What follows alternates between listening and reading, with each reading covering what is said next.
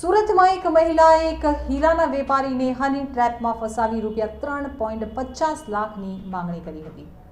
સુરત શહેરના કતારગામ વિસ્તારમાં રહેતા વેપારીને ઠગબાજ યુવતી ભેટી ગઈ હતી। આ યુવતીએ શરૂઆતમાં તેની સાથે મિત્રતા કર્યા બાદ અવારનવાર તેની સાથે ફરી શારીરિક સંબંધ બાંધી અવારનવાર પૈસા પડાવ્યા હતા।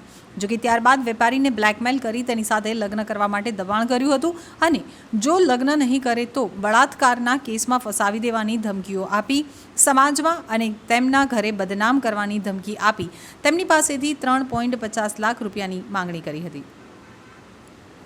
સમગ્ર ઘટનાને લઈ આખરે ભોગ બનનાર વેપારીએ સરથાણા પોલીસ મથકમાં ફરિયાદ નોંધાવતા પોલીસે કૃપા ડોબરિયા સામે હની ટ્રેપનો ગુનો દાખલ કરી વધુ તપાસ હાથ ધરી છે।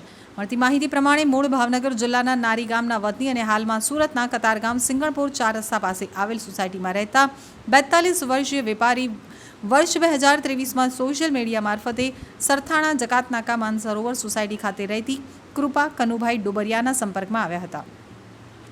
શરૂઆતમાં કૃપાએ અવારનવાર વેપારી સાથે વાતચીત કરી તેની સાથે મિત્રતા કરવા માટે જણાવ્યું હતું, જેથી વેપારીએ પણ તેની સાથે વાતચીત કરી હતી। ત્યારબાદ તેઓની મુલાકાત પણ થઈ હતી। મુલાકાત દરમિયાન અવારનવાર કૃપા વેપારી સાથે શોપિંગ કરવા જતી હતી અને તેની પાસેથી અવારનવાર પૈસા પડાવતી હતી। આ ઉપરાંત વેપારી સાથે ફાર્મ હાઉસ, દમણ અને સુરતની અલગ અલગ હોટેલોમાં તેની સાથે શારીરિક સંબંધ પણ બાંધ્યો હતો, જેના બદલામાં અનેકવાર કૃપા ડોબરિયાએ વેપારી પાસેથી અલગ અલગ વસ્તુના બહાને લાખો રૂપિયા પણ લીધા હતા। જો કે આ દરમિયાન વેપારી દુબઈ હતા ત્યારે કૃપા ડોબરિયાએ તેની સાથે ઝઘડો કરી તેની સાથે લગ્ન કરવા માટે માંગણી કરી હતી। વેપારીને તેની પાસેથી પૈસા પડાવવામાં આવતો હોવાનો અણસાર આવી જતા તેઓએ સુરત આવી કૃપાને મળી બંનેને એકબીજાની પોતાની મરજીથી છૂટા થવાનો નિર્ણય લીધો હતો। જો કે ત્યારબાદ કૃપા અવારનવાર વેપારીને પોતાની સાથે લગ્ન કરવા માટે દબાણ કર્યું હતું, પરંતુ વેપારીએ લગ્નની ના પાડી દેતા તેણે મકાન અપાવવા માટે માંગણી કરી હતી।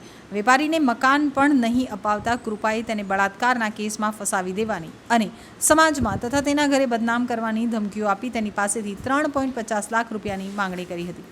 આખરે વેપારી આ મામલે સરથાણા પોલીસ મથકમાં ફરિયાદ નોંધાવતા પોલીસે કૃપા ડોબરિયા સામે હની ટ્રેપનો ગુનો દાખલ કરી તેની ધરપકડ કરી વધુ તપાસ હાથ ધરી છે। કૃપાએ અગાઉ અન્ય વ્યક્તિ સામે બળાત્કારની ફરિયાદ પણ નોંધાવી હતી। આ ઉપરાંત ભોગ બનનાર વ્યક્તિએ કૃપા ડોબરિયા સામે ચોક બજાર પોલીસ મથકમાં ફરિયાદ નોંધાવી હતી।